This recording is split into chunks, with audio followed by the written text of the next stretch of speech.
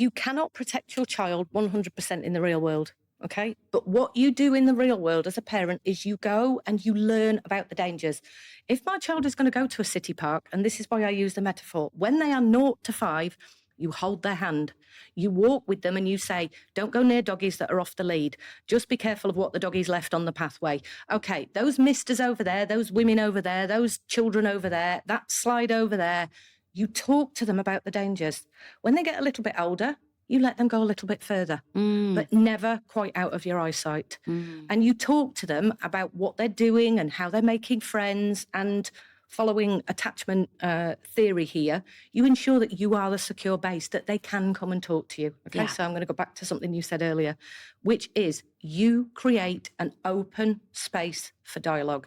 Because if you don't have that, your child will remain in a space where they can be secretive, and that's when they can be exploited. Yeah. When children get a little bit older, and I'm sure that all the parents of teens are going to go, you have to start letting them take a little bit longer, and you have to start having rules that are bendable. You have to have a little bit of flexibility, because your children will make mistakes.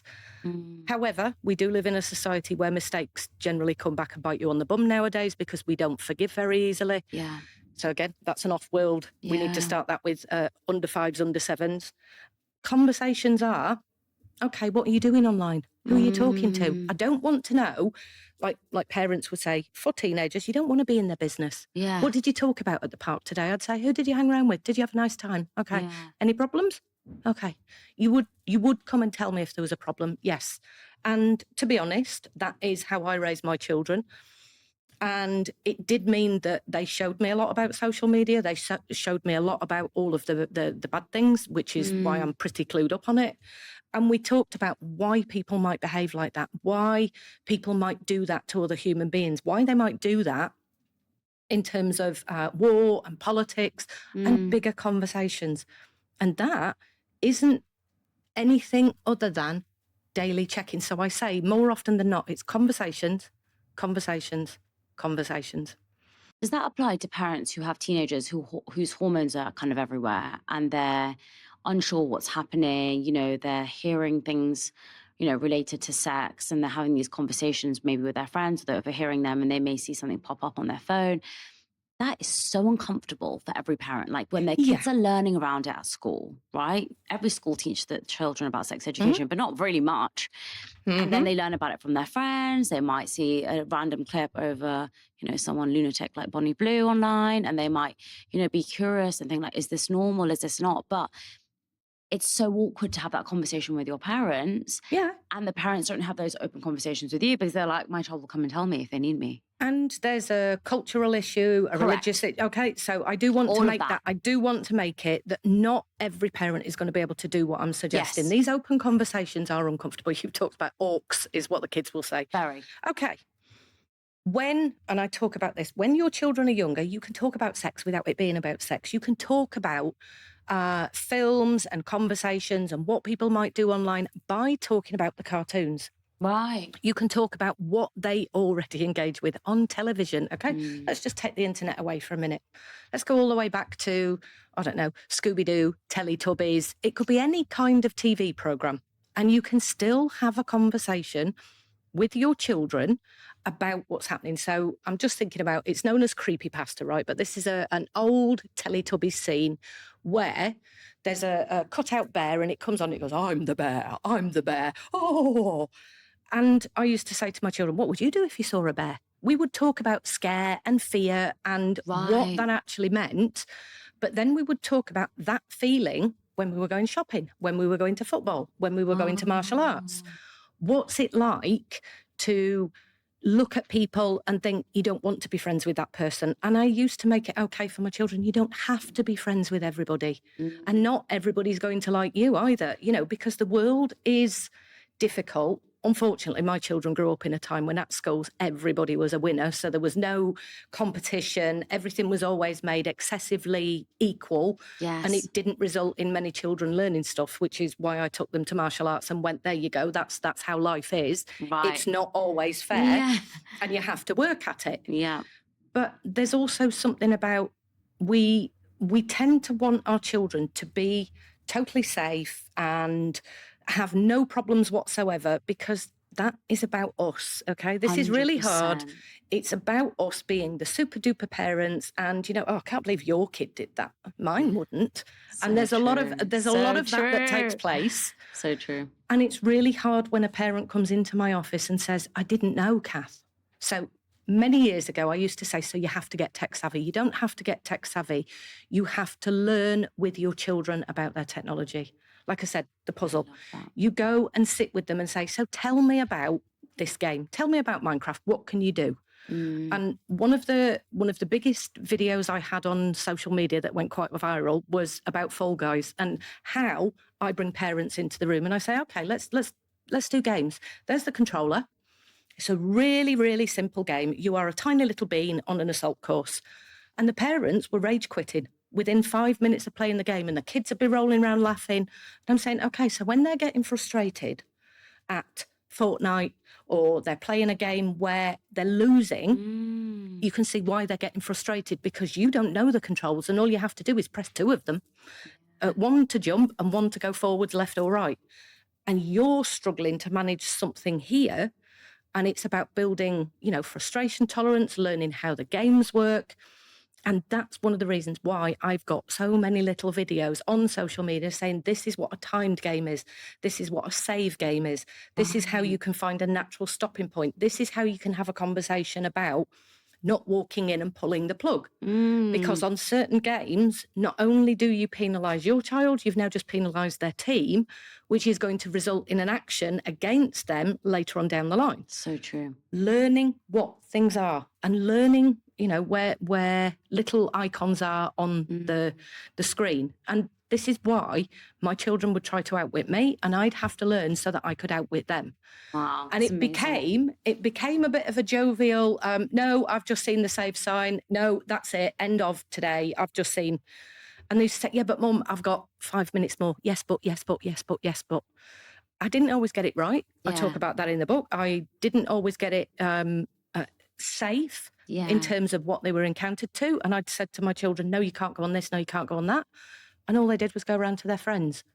So the open space for a conversation is probably the most important part about guiding them into that digital park and knowing they might fall, they might stumble. We don't need actual physical broken arms to prove that children are safe. We need spaces where they can come and tell us when they've got a problem. Yeah, I love that. I think it's so, so, so important. And, I will say, after I got scammed on Gumtree, I said I wouldn't lie to my parents, and I didn't. And I would always tell them if I had a boyfriend, I'd always tell them if something unsafe happened. I always told them, whatever was going on, and allow me to have such an open relationship with them that, I was able to do things that a lot of people my age weren't able to do. I'm saying my parents let me go traveling. I was 25, by the way. But my dad's still like, you gave me a heart attack. And I'm like, but you knew that I was going to be okay because I always communicated, compared to somebody who perhaps never communicated and never spoke to them. Like, for example, my brother, sorry to out him, but he just doesn't communicate. So they're always way more worried about him compared to me, even though I'm like a girl and a bit more vulnerable in their eyes. I want to talk a little bit about what you said earlier about vulnerable children, right? And I think I know your answer on this, but hear me out. Okay. In Indian culture, and I can't just say just for Indian culture, but I'm Indian. So I'm going to say for me, it's very normal if I had kids to say, go and hug your uncle, go and hug your auntie, go and hug your grandma, go and hug your grandpa. Now, let's just not say uncle and auntie. Let's narrow this down a little bit, right? If I had a kid, 2 years old, my parents came over, and she was like, I don't want to hug them. Do you think I should make my kid hug my parents? So that's the cultural, religious, and... But there's no religion. Okay. Cultural is just like families are close. The reason I'm saying this is because there are differences across the world. And one of the things that I got alerted to actually on social media from a number of children in my DMs is something that's known as brown parenting. Okay. So this is the world in which we live. There are certain cultural expectations we have. What we would say, and we would say in terms of those in the child protection spaces, they would say never, ever, ever make children go and do anything against their consent. Okay. How do you pass down cultural norms if you allow every single situation to just become well, that's not happening today, sorry. Right. But here is the thing. Children will tell you when they are uncomfortable. They do it with their behaviour, okay? They do something, and that might not be the day that they want to have a big hug because actually they're a bit grouchy, they're a bit tired. And sometimes we say, okay, if you don't want to give your granddad a hug, if you don't want to go over and give grandma a hug, how about we do a high five? How about we do something that's you get to choose what you do, whether it's a high and you wave, or you do a high five or a cuddle. And can we just say that next time you can go and give them a cuddle? And you have to be adaptable. And this is why that approach that, and it's not in this book, I do talk about consent. Consent gets overridden, and then we end up with a resentment, but we also end up with a confusion. So make the consent something you can move with. It's a little bit like I talk about, have your rules around technology, but also be aware that you now have to bend them because holidays exist. They're going to go to their grandparents. They're going to have experiences that don't fit the original contract, as many people say. Again, that's how I would say it in that situation. If your parents said, I want to cuddle, and they enforce that upon the child, then I might say, okay, that's a conversation to have later with the child. Yeah. That's so interesting. So maybe there is like a more of a cultural thing, because I think for me, if I had a kid and they were like 2 years old and then didn't give my parents a hug when they saw them, I would be like mortified. I'd be like, why are you not hugging them? Because they're like your grandparents. What's wrong with you? Just give them a hug. Stop being a little brat. So I don't want to make this all about you for a second, but no, this do is it. This is I the know a lot same of people as feel the same way. That's why I'm challenging. This is the same as I used to call this the bedroom shaming. So these are the photographs that exist. If you go onto social media, you'll find loads and loads of videos or pictures of dogs that have done something, right? And the parent puts a sign around saying, I ate the sofa, and things like that, right? Or I pooped in dad's shoe. Yeah, right? When it comes to, my child didn't do something, actually, that's about you in that moment. Yeah, I feel embarrassed. Because I now make an So the true. same as my child's bedroom is untidy, therefore people will judge me as being a bad parent. So I now scream at the child to make the bedroom tidy, even though nobody's coming over to see it. So true. Because they might. Yeah, my mom said that to me yesterday. She was like, clean our room. I was like, no one is coming upstairs. And she was like, they might come upstairs. I was like, okay, fine. Yeah. They did come upstairs, to be fair. And my room was messy. And I felt embarrassed. So like, she was right. I mean, I'm from the armed forces. There was a lot of might, somebody might come in and do a room inspection. Right. So everything was always, and I'm going to let you into a joke in the family, that there used to be 3 levels of tidy in my house. There was tidy, then there was army tidy, then there was mummy tidy. Right. And that's when I used to be like, if I can keep it all in order, I'll be in order. Yeah, it's true. That was pre-training as a therapist. So true, so true. Wow, it's really interesting you said that about the child, because I guess if your child doesn't hug like a relative or a friend or a family member, you see it as your child's not warm or they're not friendly or they're not kind, and it's on you because you're the parent. And that's really interesting because your child might be actually showing you something that they don't want to do. And this actually happens all the time with my nieces and nephews. Sometimes they come over and there's like, this happened yesterday, it was my first wedding event. I carried my niece and I grabbed her the second that she came in, and I just took her off my cousin. I was just like, give her to me, she's so cute. Walked in the room and everyone was like, oh my God. And she just burst out crying, right? And they were just like, no, we need to take her. And it's overwhelming. Like, they say to us as well, sometimes when they come in and we're like screaming at the kids, we're just like so excited to see them. There's like 20 people, triple their height, being like, oh my God. So like, if you think about it, if you're a kid and there's like giant people over you, like waving at you, like trying to squeeze your cheeks and like give you a hug, it's just like, oh my God, like I need to escape. So I would struggle with that as an adult, never mind about 100%. You know what I mean? So like, I do really understand that. And I just think, definitely culturally, I was always told to say hello. Like you put your hands together, you pray to the elder, you say, it's very normal that we did that. And so when our children don't do that, we think we haven't taught them our values.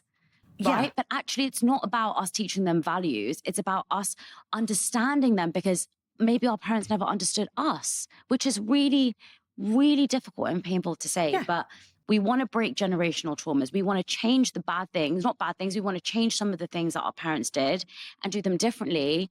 But that also means working through them differently, which means we have to think about them differently, which is so uncomfortable. And also we get to say that we're not doing it great, right? Or however you want to do it. Absolutely. So one of the examples I give for consent override is a toddler says, don't want to put my shoes on. And you say, this is like before thinking about this, put your shoes on. You kind of squeeze the shoes Yes. onto the child, and the child goes, well, I've got no autonomy.